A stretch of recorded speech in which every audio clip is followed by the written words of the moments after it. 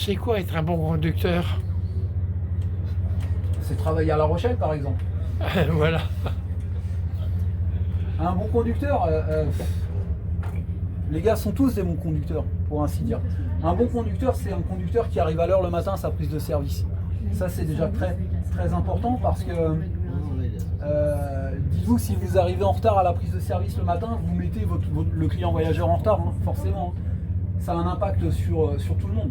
Ça a un impact sur l'exploitation et ça a un impact sur le client voyageur. Non. Il suffit d'arriver le matin à l'heure à sa prise de service, de partir et de quitter le dépôt le matin à l'heure après la prise de service. Voilà. Petit coup d'œil dans les rétros hein, pour se positionner. Voilà.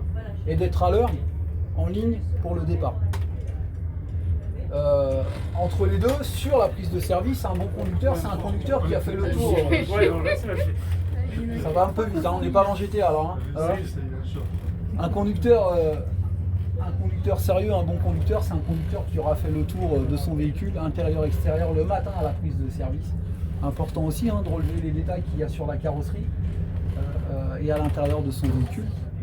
Et puis derrière, c'est un conducteur qui va avoir le respect en ligne du code de la route, hein, bien entendu, hein, le respect des autres usagers de la route, okay, et puis le respect de sa clientèle.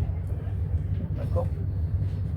Et en fin de service, un bon conducteur, c'est un conducteur qui sera attentif et en rentrant au dépôt, qui pensera à faire correctement son plein, son lavage, et à nouveau son tour intérieur-extérieur de véhicule.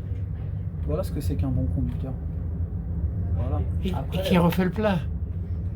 Nécessaire. Alors aujourd'hui, vous avez des établissements comme aujourd'hui la CEMOP, alors ce qu'à l'ancienne on appelait la RTCR, hein, on appelle la CEMOP aujourd'hui. Ils ont des pompistes, donc les conducteurs quand ils arrivent, ils se préoccupent plus du plein. Mais vous avez les conducteurs au CECAR, ceux qui vont sur l'île de Ré par exemple, hein, ils sont soumis le matin à la prise de service au contrôle des niveaux du véhicule. Et puis en fin de service, au plein, au lavage.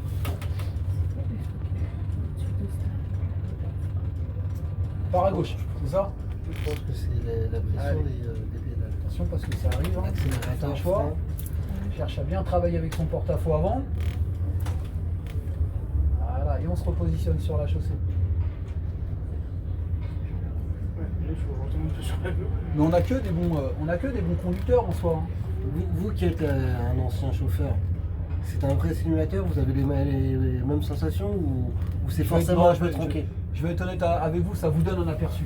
Voilà, ça vous donne un aperçu, mais oui, après t'as pas vraiment la gabarit dans les mains. Là où on s'en rapproche vraiment, là où on s'en rapproche énormément, c'est le poste de conduite. Okay. En soi, même si le réglage il est à quelque chose près plus ou moins différent, mais on en est très très proche.